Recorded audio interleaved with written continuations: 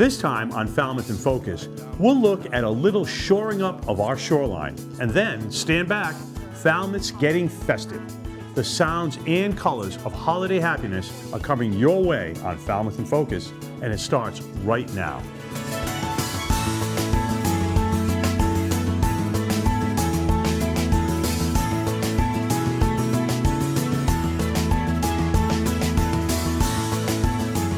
Hello and welcome to Falmouth in Focus. I'm Michael Kasparian. And I'm Eileen Preston. Thank you for joining us. We begin along the shoreline. A major beach dune nourishment project is underway at Surf Drive Beach, designed to protect the coastline and preserve this popular public space for years to come. The full presentation came at a recent select board meeting, and we bring you a clip of that, courtesy of FCTV's government department. And the eroded profile post-storm is this red one. And essentially the difference that I want to point out is that the red line here is beneath the roadway showing undermining, whereas the red line here is scarping. It's been nearly a century since the Woods Hole Oceanographic Institution was established in 1930. Yeah, wow. And since then, it's made breathtaking strides in understanding the complexity of the ocean and its importance to the changing global environment. And this fall, they gave the public an insider's view of their daily work. In October, the general public got a rare opportunity to meet the researchers behind ongoing projects and learn about the innovative tools and technologies driving ocean discovery. Hui showed off Alvin, the famous deep-sea submersible that has been a cornerstone of Hui's research for over 6 decades. Guests were able to hear about Alvin's extraordinary voyages, from exploring hydrothermal vents and deep-sea ecosystems to helping locate the wreck of the RMS Titanic. Now, in its 61st year, Alvin has completed more than 5,000 dives, continuing to bring scientists to parts of the ocean few have ever seen. Visitors learned about the wide range of research Hui is conducting, from studying the impacts of climate change and ocean acidification to developing new technologies for monitoring marine life and protecting fragile ecosystems. The exhibits and demonstrations showcase just how diverse and interconnected Hui's work truly is. The event was part of Hui's latest capital campaign, as it seeks to secure resources for its unchanging mission to deepen our understanding of the ocean and to use that knowledge to sustain life on Earth. And a big thanks to Hui for permission to air their footage. When we come back, music, laughter, and holiday spirit. And we'll dance a little jig in Woods Hole. Up your alley. That's my jig. Hi, I'm Nick Sanzali, founder of Sharon Serenity. In 2010, I was diagnosed with multiple sclerosis. Sharon Serenity is a local Cape Cod-born nonprofit created so the physically challenged can experience the natural beauty, the biological diversity of Cape Cod. It is our goal to provide an opportunity to enjoy the water for all disabled persons here on Cape Cod. We are dedicated to providing accessible recreational boating at no cost to the people of all ages who desire to be on the water and are otherwise unable to do so. We have a pontoon boat, and with a few safety modifications, made it wheelchair accessible and safe for those who are mobility impaired. Our guests will be able to safely experience fishing trips, bird watching, and everything else Cape Cod has to offer. We thank you for your time, your consideration, and willingness to help the disabled enjoy Cape Cod waters. Thank you.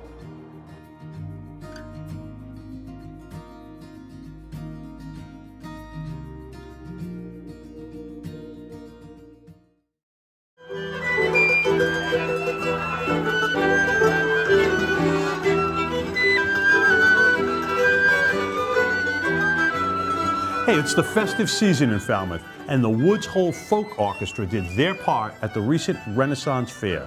They livened up the community hall with their usual repertoire of jigs and old country melodies. The hall was too packed with craft vendors to break into a dance, but some of the folks looked like they were tempted. At Falmouth High School, teachers took center stage for a night of music, comedy, and community spirit.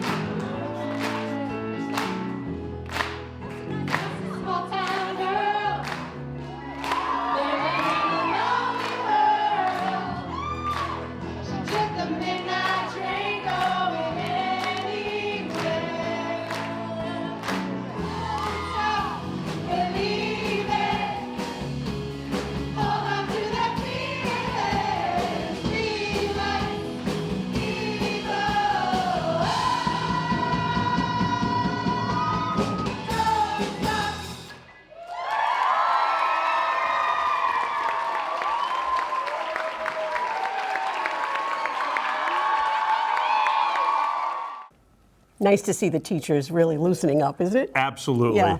And now it's time for a little seasonal magic right here in the studio. Yeah, we recently sat down with author Pamela McColl, whose work shines a little light on one of the North Pole's most overlooked heroes, Mrs. Claus. Keeping it all together. Darn tootin', it's hard being married to a saint. Pamela has written 2 books centered on Mrs. Claus.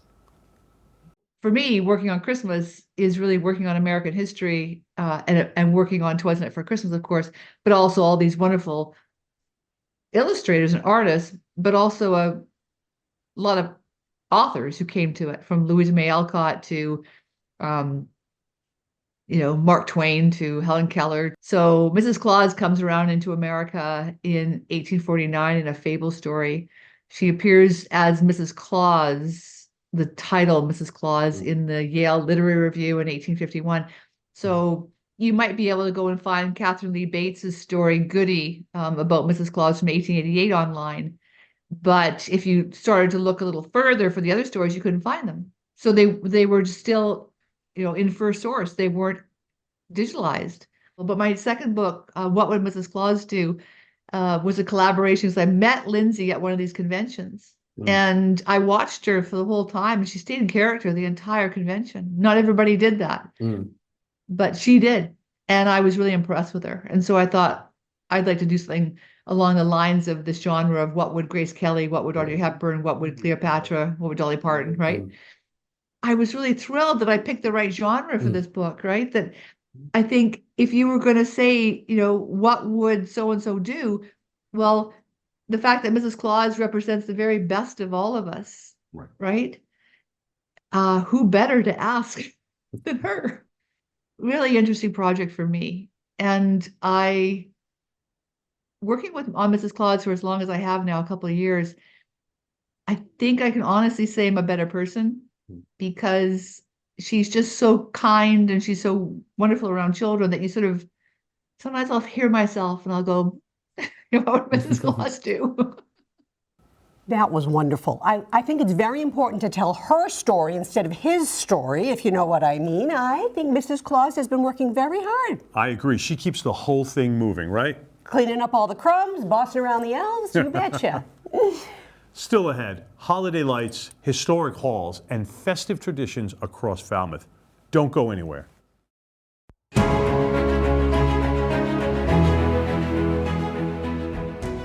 I'm Joe Yuckner. I am the co-founder of the Cape Cod Military Museum. We are a 501c3 nonprofit organization dedicated to promoting an understanding and appreciation of the contributions of American men and women in the conflicts our country has been involved in. We emphasize the unique role of southeastern Massachusetts. We seek not to glorify war, but rather to honor the sacrifices of those that serve both on the home front and abroad.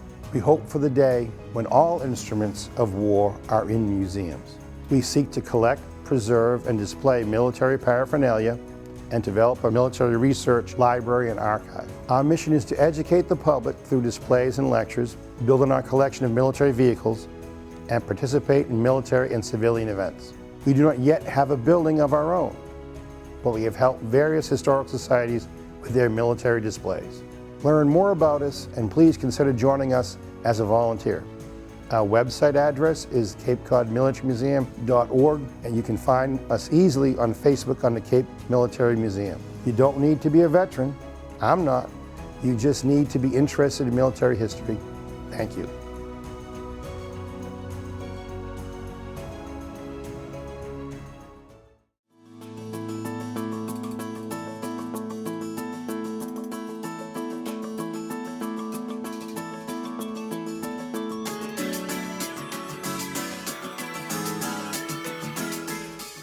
Welcome back.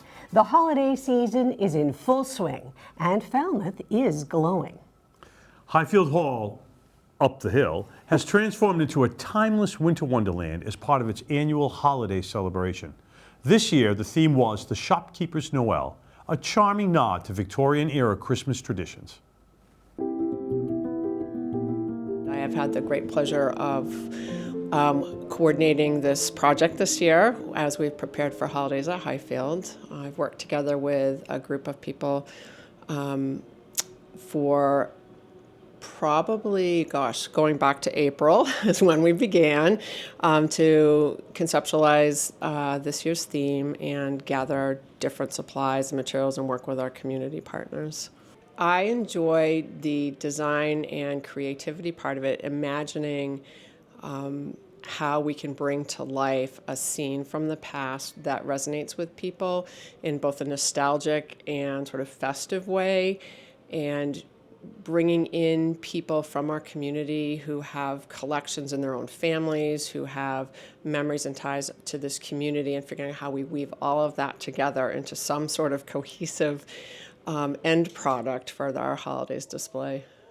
So we have 9 different places in the exhibit this year, including our alcoves in the hallway and all of the different shops. And then we also have upstairs, we have our story room and our crush room display, and a craft room and a gift gallery, of course, but 9 specific designed exhibits.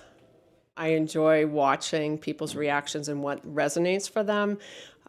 It's interesting to hear people say, oh, I had one of those, or I remember doing that with my grandmother. It evokes different things for different people, and it's a lot of fun to see that. I think that people will be surprised and a little bit, I don't want to say sad, but they might be disappointed to find out that we don't have trains back in the billiard room, because we usually do. And this year, our florist shop is really something spectacular, and it's very, very different how we've used that room this year. I would like to just give a huge word of recognition to all of our community partners, because we could not do this exhibit without all of the people who have loaned things from their collections, and whether it's from the permanent collection at the Falmouth Historic Society or from people's family treasures. The folks at Home Again and Divine Consignments have been great partners to us. Gelfie's Chocolate has actually made us some toffee that's going to be in part of the exhibit, and actually tried to use some of our vintage Santa molds to make chocolates for us. So it's been a team effort across the town and outside of Falmouth as well. And then even within our own house here this year, all of our staff have been involved, from the various builds we do to get to transform this house into a series of shops, or to do the print work. It's been an amazing team effort, which has made it all a lot more fun. So anybody who wants to visit can definitely go to our website, which is www.highfieldhall.org, and go to the calendar section to pick tickets for the dates that you'd like to come. You can register that way, or you can call the house and we can help you register and get your tickets that way. I think the most beautiful time to visit the exhibit when it's darker outside, the lights are down, and everything glows inside. So it's a really magical time in the house. And I remember last year thinking, we really need to have people here at this time. And so this year we're doing that. And for a little extra twinkle on your Christmas spirit, Heritage Museums and Gardens is lighting up the night with its treasured annual Gardens Aglow display. I think that there's probably more lights than ever this year. So nice. I am the event coordinator for Gardens Aglow, so I make sure that all of the different departments are working together and that we can plan for like what kinds of lights we want to have indoors and outdoors, what kind of extra activities we want to have. And then I help oversee the nightly operations. So any of the staff that are here, I help answer their questions and make sure that if we have any issues that they get solved. It takes us a long time to set up everything. We start putting outdoor lights up usually after Labor Day, so sometime in September.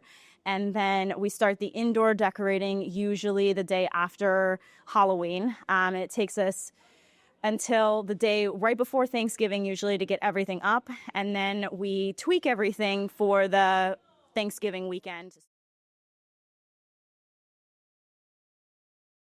I love seeing visitors' faces when they walk in, and they just have this sense of joy and wonder, and they're just so excited to walk through the grounds, and they ooh and ah at all the lights, and they have a great time with Santa, and they love riding the carousel, so just watching their reactions is my favorite thing. We do use lots and lots of volunteers to help us decorate for Gardens Aglow. We have a great volunteer crew, especially who work with our horticulture team. We have a volunteer coordinator here. People can always contact her, they can tell us what they're interested in, and then we always help them find a place where they can feel the most useful, and then they can take a sense of pride in helping us put this on. We are open almost every day from now until December 27th. The only days we are not open are the next 2 Mondays, the 8th and the 15th, and then we're not open for Christmas Eve or Christmas. But every other day is available.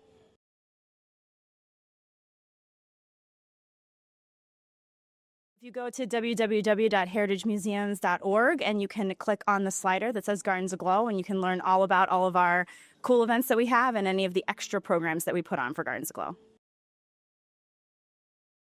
What do you think, Michael? Did that perk up your Christmas spirit, or are you too tired from the Christmas parade? My Christmas spirit has been perked up for a while now. Oh, good. As you know, planning this parade, and it went off amazing. You know, we had 85 groups participate this year. Oh, Amazing. The floats and the number of people that came out to actually see the parade was amazing. That's a long parade. Yeah, I'm a little pooped, but you know, we'll take a break and then we're going to start planning for next year's. But stay tuned. We haven't let anyone know what the theme is, but that'll be coming soon. Okay. Yeah, it's wonderful.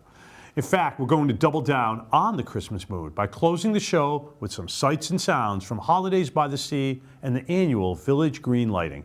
I'm Michael Kasparian. And I'm Eileen Preston. Until next time, we'll see you around town.